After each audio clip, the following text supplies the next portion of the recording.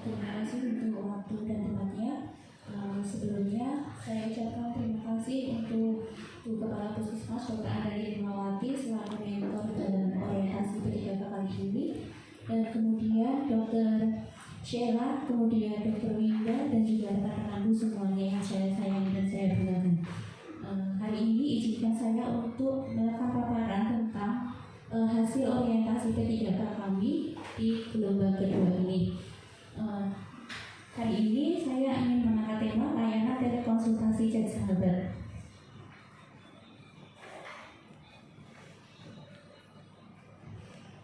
Perkenalkan, ini data diri saya yaitu Saputri Sarwofinasi NIP 3K 1986 1106 2022 21202. Jabatan sebagai pelaksana atau perawat ramping, kemudian masuk golongan 7 unit kerja Puskesmas Keraton. Dalam pelaksanaan orientasi ketiga kali ini mempunyai maksud dan tujuan. Di antaranya maksudnya yaitu pengenalan tugas dan fungsi ASN P3K, kemudian pengenalan nilai dan etika pada instansi pemerintah. Tujuan, peserta mampu memahami program orientasi dan mengenal nilai dan etika instansi pemerintah. Peserta mampu mengaktualisasikan nilai-nilai dasar ASN berakhlak.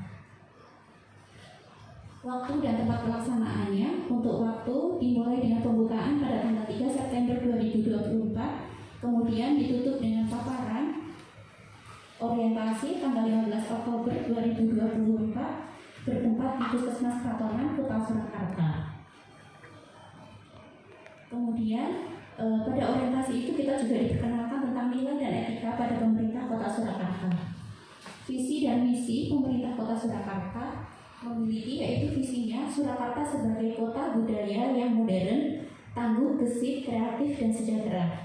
Misi dari pemerintah Kota Surakarta meningkatkan kualitas kesehatan masyarakat yang tangguh.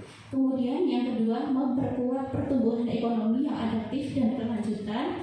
Yang ketiga, mewujudkan tata ruang dan infrastruktur kota yang mendukung kemajuan kebudayaan dan pariwisata.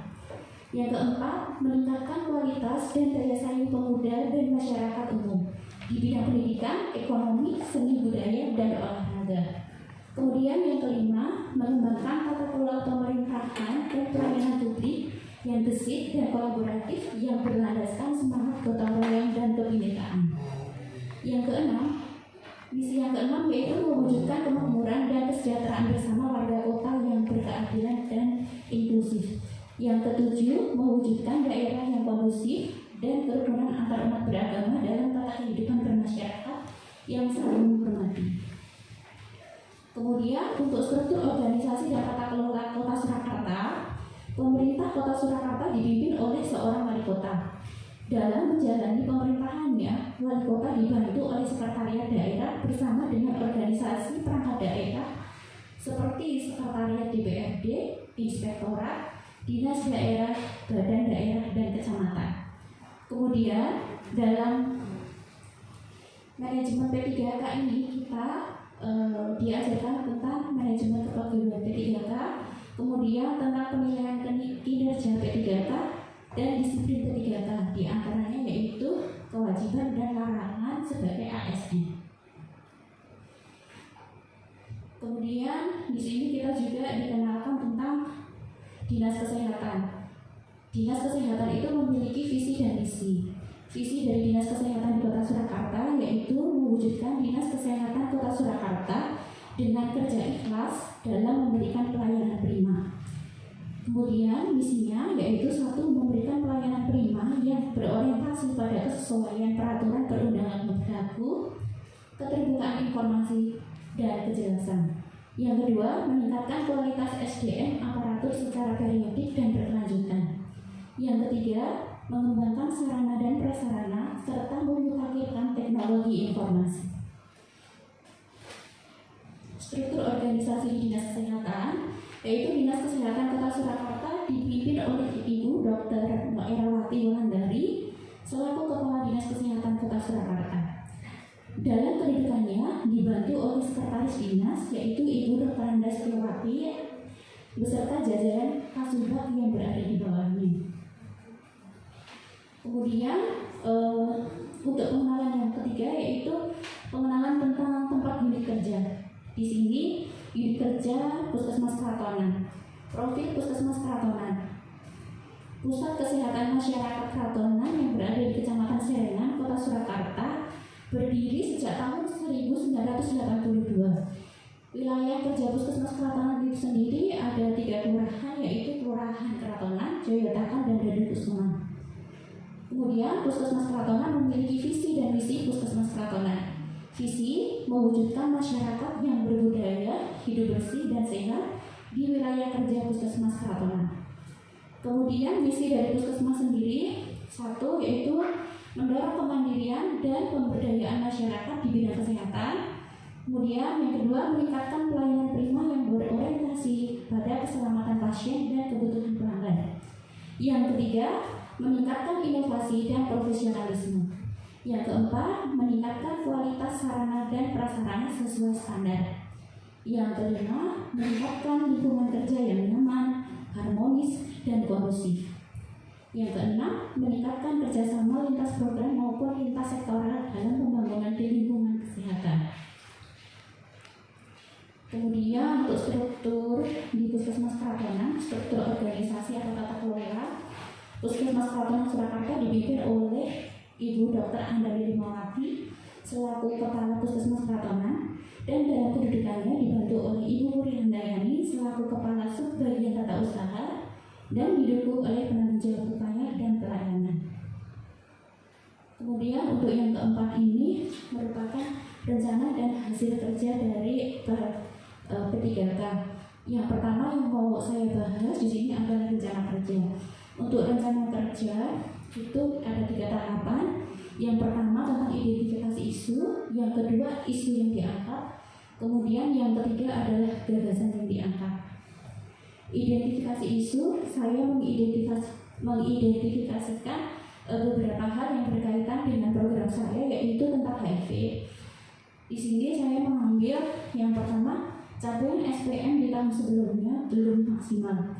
Kemudian yang kedua, masih adanya stigma negatif tentang HIV atau AIDS di masyarakat sehingga menghindari untuk melakukan tes HIV. Tes HIV. Kemudian yang ketiga, belum adanya orang dengan HIV AIDS yang menerima layanan ARV di tahun 2023. Kurangnya informasi seputar HIV dan IMS di wilayah kerja Puskesmas Kratonan. Di sini isu yang saya angkat yaitu adalah kurangnya informasi seputar HIV dan IMS di wilayah kerja Puskesmas Kratonan. Gagasan yang diangkat, pelayanan telekonsultasi chat sahabat.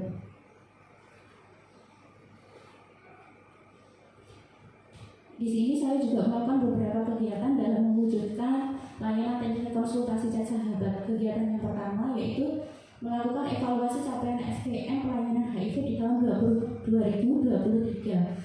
Tahap kegiatan yaitu yang pertama melakukan konsultasi dengan mentor, kemudian melakukan review capaian SPM tahun 2023. Yang ketiga, menentukan titik masalah penyebab capaian SPM tidak terpenuhi secara maksimal. Sebenarnya untuk capaian SPM 2023 itu untuk HIV itu seingat saya yang dulu itu tiap bulannya ya, bulan terakhir itu bisa tercapai karena dimasukkan dari ibu hamil di wilayah kita. Kemudian hasil yang saya dapat yaitu mendapatkan persetujuan, mendapatkan hasil titik masalah yang paling berat dalam meningkatkan capaian SPM pelayanan HIV dan IMS, yaitu titik beratnya adalah masih adanya stigma negatif tentang HIV dan IMS sehingga membuat masyarakat malu atau menghindari pembahasan tentang HIV dan IMS kepada tenaga kesehatan. Untuk kegiatan yang kedua yaitu merencanakan media konsultasi tentang HIV dan IMS secara online. Tahap kegiatannya di sini saya melakukan konsultasi dengan mentor dan juga tim VCT HIV. Hasil yang didapat mendapatkan persetujuan dari mentor serta tim VCT, kemudian terciptanya layanan telekonsultasi chat sahabat. Chat sahabat merupakan akronim dari sadari apa itu HIV, H hindari penyebabnya, kemudian B bersama penderitanya, A underscore HIV, T tes HIV di Puskesmas Kratonan. Kemudian untuk kegiatan yang ketiga, setelah disetujuinya layanan telekonsultasi chat sahabat, kemudian saya membuat SOP pelayanan telekonsultasi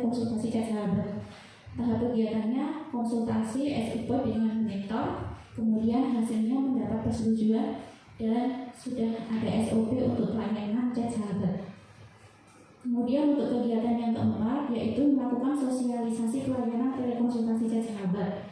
Tahap kegiatannya konsultasi dengan mentor, kemudian menyiapkan materi tentang apa yang akan disosialisasikan, kemudian merencanakan waktu untuk sosialisasi baik kepada kader ataupun kepada masyarakat.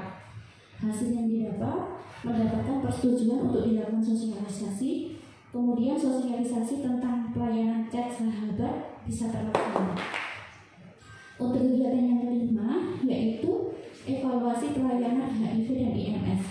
Untuk tahap kegiatan evaluasi ini saya mengambil 3 macam evaluasi, yaitu diantaranya yang pertama melakukan evaluasi terhadap pelayanan telekonsultasi sahabat, yang kedua melakukan evaluasi terhadap capaian SPM setiap bulannya, kemudian yang ketiga melakukan evaluasi terhadap ODIF yang menerima layanan ARV, karena emang di tahun 2023 kita belum memberikan layanan ARV sama sekali ya. Kemudian untuk hasil pelayanan telekonsultasi chat sahabat berjalan dengan lancar, kemudian capaian SPM HIV tercapai pada setiap bulannya.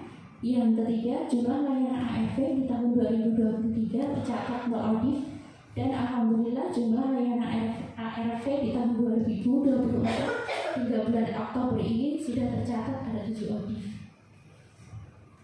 Kemudian untuk rencana menengah, yaitu rencana untuk 5 tahun ke depan. Yang pertama, mengefektifkan pelayanan telekonsultasi chat sahabat, kemudian membuat WA group khusus kader BPA, yang ketiga membuat WA group khusus sharing ODIF. Yang ketiga ini maksudnya adalah kalau seandainya ODIF itu setuju dan bersedia dimasukkan ke dalam satu grup, jadi mereka bisa sharing dan bisa mengungkapkan keluhan mereka. Itu dengan persetujuan mereka juga pastinya. Yang tahun kedua, melanjutkan pelayanan telekonsultasi chat sahabat yang sudah berjalan. Tahun ketiga, melanjutkan pelayanan telekonsultasi chat sahabat yang sudah berjalan. Kemudian tahun keempat, melanjutkan pelayanan telekonsultasi juga. Yang kelima, melakukan evaluasi kegiatan apakah sudah benar-benar maksimal. Untuk kesimpulan dan syarat, kesimpulan dari diri saya pribadi yaitu dengan adanya layanan telekonsultasi chat sahabat dapat menjadi alat komunikasi online atau jarak jauh tanpa harus bertatap muka, sehingga memudahkan seorang untuk mendapat informasi tentang HIV dan IMS menjadi lebih mudah. Jika mungkin mereka merasa malu untuk bertatap muka, atau mungkin kalau waktunya untuk datang ke puskesmas itu mereka terbenturan dengan waktu kerjanya, dengan adanya layanan telekonsultasi ini jadi bisa memberikan fasilitas kepada mereka dengan waktu yang fleksibel. Kemudian yang kedua, dengan adanya inovasi ini diharapkan bisa semakin mendekatkan pelayanan pada populasi kunci yang mana saat ini kasus HIV itu masih seperti fenomena gunung es. Kemudian yang ketiga, puskesmas adalah fasilitas kesehatan tingkat pertama yang bertanggung jawab atas kesehatan masyarakat di wilayah kerjanya. Maka diharapkan ASN dapat memahami dan memenuhi kebutuhan masyarakat sesuai dengan nilai-nilai dasar atau yang dikenal sebagai core value ASN, yaitu berakhlak. Kemudian ini untuk saran dari diri saya pribadi juga sebagai ASN, terutama yang berada dalam lingkungan dinas kesehatan, berusaha meningkatkan kesehatan masyarakat dengan program-program yang telah didukung oleh pemerintah dengan sebaik-baiknya dengan menerapkan prinsip berakhlak. Kemudian yang kedua, senantiasa menciptakan hubungan yang harmonis dalam lingkungan organisasi agar tercipta suasana yang nyaman dan senang dalam bekerja. Ini beberapa dokumentasi kegiatan saya, yaitu melakukan evaluasi capaian SPM, kemudian merencanakan media konsultasi ini dengan mentor dan juga dengan teman tim VCT. Kemudian ini hasil dari SOP yang telah dibuat dalam pelayanan telekonsultasi sahabat. Kemudian ini sosialisasi kepada kader, dan ini adalah flyer yang bisa disebarkan baik kepada masyarakat di lingkungan kita ataupun di luar wilayah kerja puskesmas Katonan. Kemudian yang kelima, untuk evaluasi ini saya ada 3 evaluasi, yaitu di sini evaluasi tentang pelayanan telekonsultasi. Pelayanan konsultasi sudah berjalan. Kemudian untuk evaluasi capaian SPM juga alhamdulillah sampai setiap bulannya. Kemudian untuk evaluasi dari layanan pemberian ARV di Puskesmas Keratonan juga dari tahun 2023 nol, kemudian di tahun 2024 sudah memberikan layanan ARV kepada 7 pasien OD. Terima kasih. Cukup sekian paparan dari saya, kurang lebihnya saya mohon maaf.